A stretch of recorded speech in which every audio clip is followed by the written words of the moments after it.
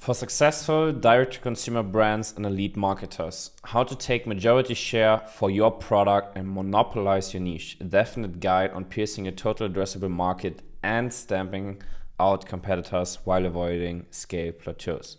And as you know, the winner takes all, while the loser watches from the sidelines because they don't understand what to do, how to do it, and most importantly, how to make money and be more like this guy, right? You know the case. So let's jump into it. Core thesis, blue ocean strategy. Our core thesis is that when you want to scale to multiple 8 figures in yearly revenue, that means that you have to create your own market and leverage the blue ocean strategy, which is the new model for capital efficient growth in 2023 and beyond. And for all of those of you who are not familiar with the blue ocean strategy, it's basically the simultaneous pursuit of differentiation and low cost to open up a new market space and create and capture new demand. It is about creating and capturing uncontested market space, thereby making the competition irrelevant. So probably most of you have seen this before, red ocean and blue ocean. What we want to do is we don't want to be in this bloodbath with competitors, but instead we want to move and create our own blue ocean where we can swim around freely and we control the circumstances in the market. And this whole strategy is based on the view that market boundaries and industry structure are not a given and can be reconstructed by the actions and beliefs of industry players. We see it all the time with all of these big companies like Apple, Meta, Google, that they just reconstruct the boundaries and the industry structure all the time, right? That's obviously at scale, but you can see how quickly the whole market shares. I mean, we're all familiar with this whole iOS 14 scenario that completely changed the market overnight. Meaning the best companies in the world create a market themselves. So the question you have to ask yourself is, how can you create your own market? And by definition, market research won't help.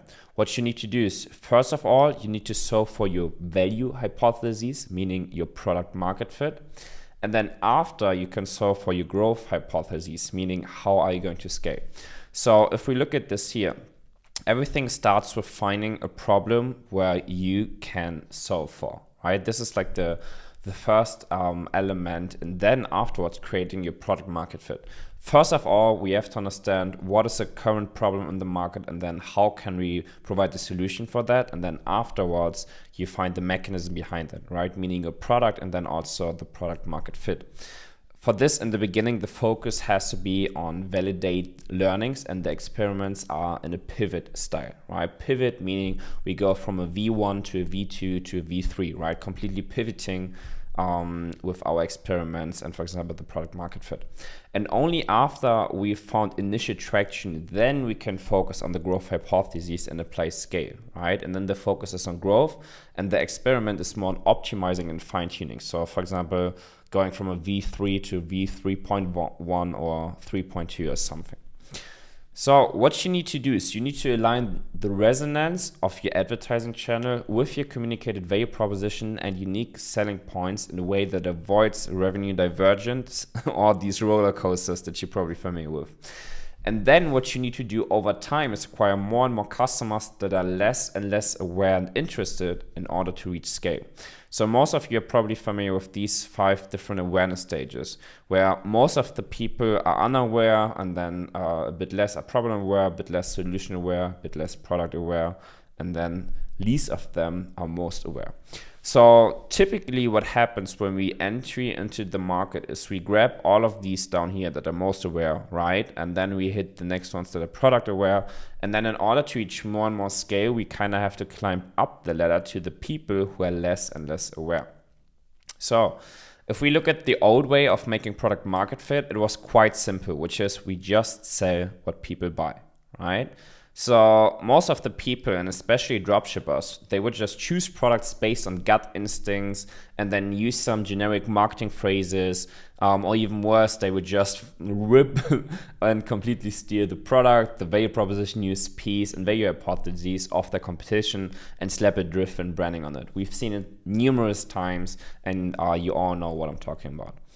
And this is also why back in the days, it was so easy to do solid numbers with the same products and the same product market fit like everybody else. Because buying media on the different channels was really cheap, so that you could do profits even by just ripping products, right? Ads and creatives were stupid simple to run, and also market giants had the leading position because they were first to market, not because they had cutting edge advertising strategies, cutting edge creatives, or a cutting edge funnel. So if we look at the market today, we are in unique circumstances with a fundamental market shift in consumer behavior and other issues that have arisen as a result of iOS 14. So the loss of data due to tracking means that the costs are rising because now we have to spend more to get reliable data. And last but not least, we reached a certain level of market saturation because of the amount of advertisers that have come into the market over the past couple of years. And that has reached a pinnacle, which means that consumers that we target with our advertising are bombarded by an oversupply of offers and products and ads. Meaning the former blue ocean from back in the days, from like 2015, 2016, 2017, 2018, turns into a red ocean. And a good example of this is from my good friend Davey Fogarty from the UDI. So recently in a call, he told me that he attributes a lot of his success to the right timing and positioning back then in 2018. Meaning he had first movers advantage in the market and got so far ahead of the curve that now it's impossible to catch up with the UDI and build a second UDI. But it also means that the trajectory of the brand would look completely different if you would start it right now in 2023. And this ultimately means that it's almost impossible to achieve success following the same footsteps, right? At least following strategies the old way. So what we have to do to achieve sustainable success is we have to create our own artificial blue ocean, because this leads to lower acquisition cost, a more stable performance, and marketing efficiency ratio at scale, meaning you get more market share and you can dominate competitors. And now you may think, and this is a valid question, how can I achieve this in a popular niche or with seemingly saturated products like shoes, fashion, supplements, health, and all of this? And the answer is a product market fit 2.0. So let me explain. Because these are the secret strategies that only the top 1% of elite marketers truly understand and apply. Because our goal is to artificially create a blue ocean, which sets us apart from the competition and makes us independent from the market situation and attracts our ideal customers. So what we want to do is we want to move out of this space into the blue ocean. And the secret is in finding a message that resonates with your customers. And this may sound simple, but it's not easy to do and to achieve. So what you can see here are two different figures, figure 1 and figure 2. And figure 1 shows what happens when you introduce a product to the market with really basic product market fit, or you steal those from somebody else. What you can see is there's a delta between the red and the green curve between what the market really wants and the messaging you broadcast to them. Which here you can see that here's the data between like where they reach the top and the bottom. So there's no real resonance and you are not on the same wavelength. Meaning you somehow manage to generate initial traction revenue, but you aren't able to scale past 8 figures a year, let alone reach a solid level of profitability. Now figure 2, what you can see is this is what happens when you broadcast a message that resonates with the market and results in a massive pull, massive word of mouth, and seemingly infinite scale while being profitable. You can see here that we align with exactly the wavelength, right, where they go up and down. We are exactly in the same wavelength and we create resonance with the market. And this is why we get a massive pull. And here, this shows you the potential of creating your own blue ocean and your own product market fit. This is from one of our customers, one of our clients, where you can see they do 6-figure days, over $100,000 days, back to back to back. You can see here every single day, there's only a few days where they are below this 100K line from last month, right? And you can see that there are a lot of days where they even like 400K a day, 300K a day, and a lot of 200K per days. So this is really the scale that you're able to reach once you crack your own blue ocean and once you crack the resonance and the message match with your customers. And this is why it's so important. So what you want to do is combine the right positioning with the right branding and meet exactly the needs and desires of the market.